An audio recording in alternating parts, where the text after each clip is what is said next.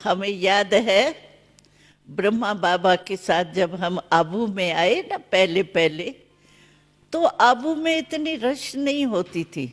ये सीजन वगैरह जो आते हैं गेस्ट बन करके अभी सीजन में, वो नहीं थे, टूरिस्ट थे ही नहीं।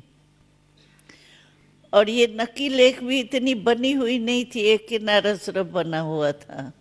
तो हम जब आए थे तो उन दिनों में ब्रह्मा बाबा के साथ हम बहुत पैदल चक्कर लगाया। ये जो पहाड़ियाँ है ना ऊंची ऊंची, उसमें भी ब्रह्मा बाबा के साथ हम गए हैं। बाबा को बहुत वो रुचि होती थी बच्चों को घुमाने की, जहां तहां बाबा साथ ले चलता था। इतने तक जो हम ऊपर से नीचे पैदल गए हैं बाबा के साथ। और आप सोचो बाबा के साथ जब गए होंगे तो बाबा ने रास्ते में कितना बहलाया होगा। हमारे साथ ग्रामोफोन भी था, रिकॉर्ड भी थे। वो बीच बीच में जब थोड़ा थक जाते थे ना पैदल, तो बाबा वहाँ खड़े होकर के पिकनिक भी कराते थे, डांस भी कराते थे। किनारे में जंगल जंगल तो है, अभी तो फिर भी अच्छा है।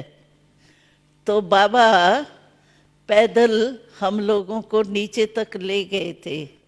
हम 2 रात रहे थे नीचे एक स्कूल में, फिर ऊपर पैदल आए थे। तो बाबा सब जगह जाते थे। तो दिलवाला मंदिर है ना, वहां भी बाबा के साथ हम गए हैं। अचलगढ़ है ना ऊपर, वहां तक भी बाबा के साथ पैदल गए हैं। और बाबा ऐसे चलता था, बाबा का लंबाई है ना चित्र में ही आपने देखा होगा। तो बाबा की टांगे तो ऊंची थी ना, तो बाबा चलने में बहुत फास्ट था।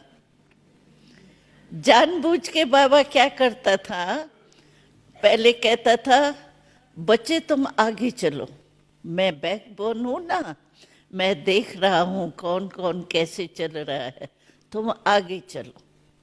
तो हम आगे चलते थे, बाबा पीछे आता था।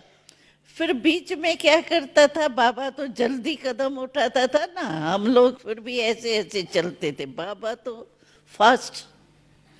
तो बाबा क्या करता था, बीच में ही आगे चले जाता था फर्स्ट नंबर में, वहां खड़े होके कहता था सब बच्चे ठीक है, अच्छे है, थके तो नहीं है, दृष्टि देते थे। तो बाबा दिलवाला मंदिर में भी हमारे साथ गए।